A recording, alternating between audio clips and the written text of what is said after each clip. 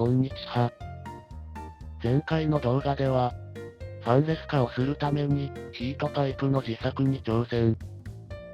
CPU クーラーとアルミ棒の穴開け、銅パイプの曲げ加工まで紹介しました。ただ、至るところで説明が不足していたこともあって、視聴者の皆様を混乱させてしまったようです。これからは、もう少し丁寧に説明していこうと、思っていますので、生温かく見守ってください。ちなみに、今回のヒートパイプは、ネットに落ちていた論文集を参考にしています。なかなか面白いので、おすすめです。ということで、続きを紹介していきます。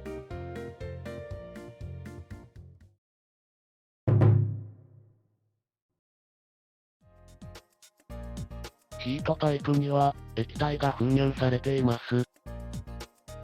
この液体が加熱部で、熱を吸収して蒸気となり、蒸気はヒートパイプの中心部を通って、冷却部で放熱、液体に戻ります。液体はヒートパイプ壁面を通って、加熱部でまた蒸気になるというサイクルです。通常、ヒートパイプ壁面には、ウィックと呼ばれる導粒子が積層されていて、液体が加熱部に戻るのを助けているのですが、今回は、ヒートパイプの高低差を利用して、液体を加熱部に戻す仕組みにしたいと思っています。ということで、銅パイプに液体を封入していきます。今回は、ロー付けで銅パイプに線をしようと、考えているので、銅パイプの断面を整えます。できました。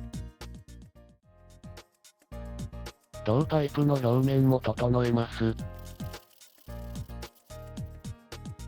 できました。ついでに CPU クーラーとアルミ棒も洗っておきました。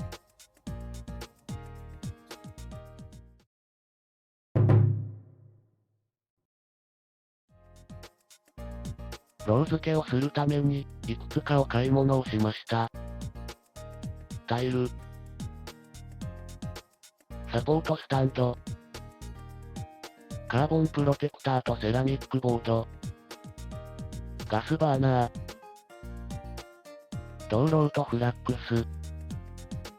銅漏の作用温度は735度です。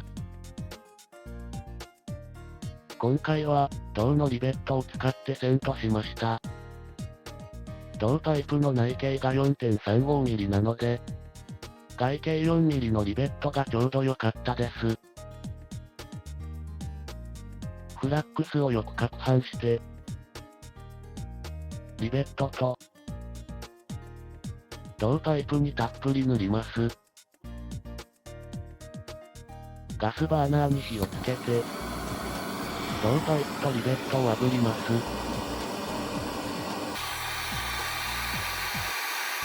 フラックスの水分が蒸発して、再度、液状化したら銅漏を足します。銅パイプが冷めないうちに、ぬるま湯につけて除熱。真鍮ブラシでフラックスを除去します。できました。銅パイプとリベットが完全に接合されています。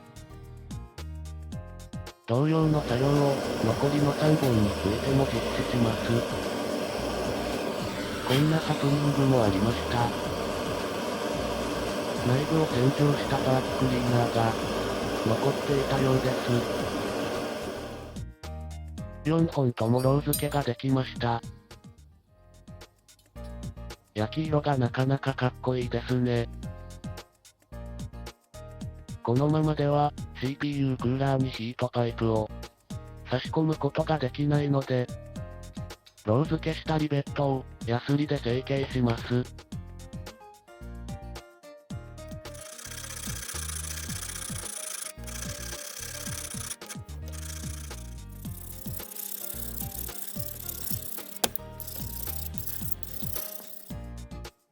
できました。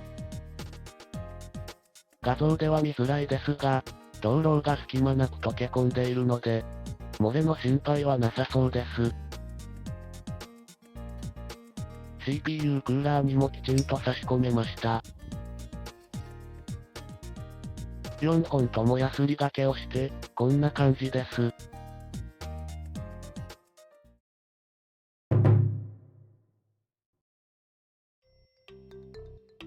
液体の封入方法について解説します。まず、鍋に水を入れて火にかけます。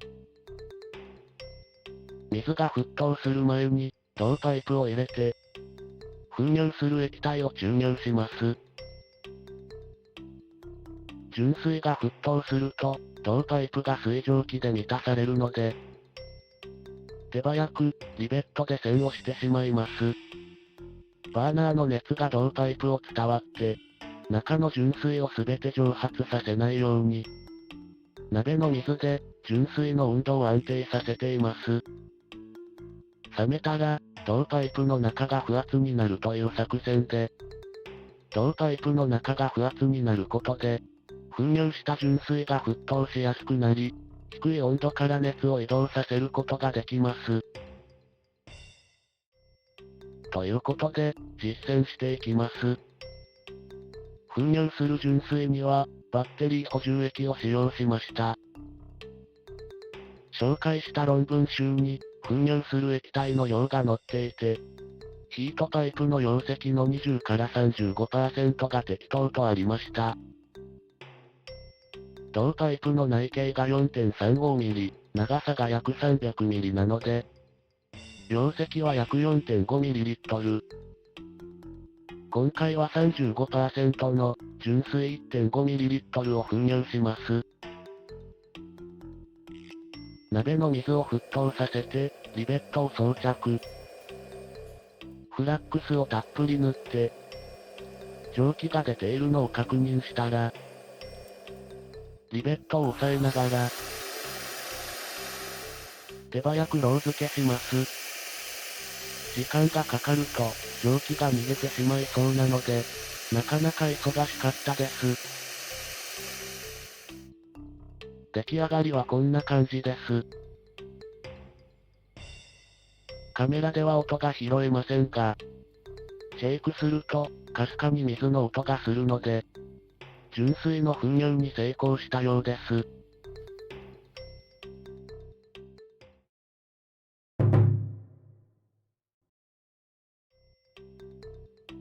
ロー付けしたリベットを、ヤスリで整えて、スポンジ研磨剤で表面をきれいに。ヒートパイプの完成です。道路が隙間なく溶け込んでいるので、漏れの心配はなさそうです。洗いたては金属光沢があって、とっても綺麗なんですが、時間が経つと、表面が酸化してしまいそうなので、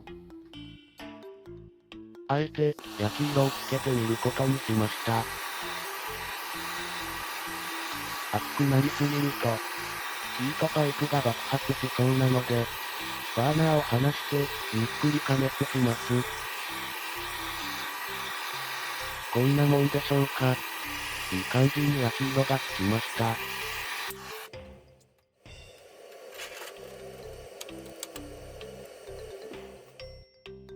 仕上げはこれを使います。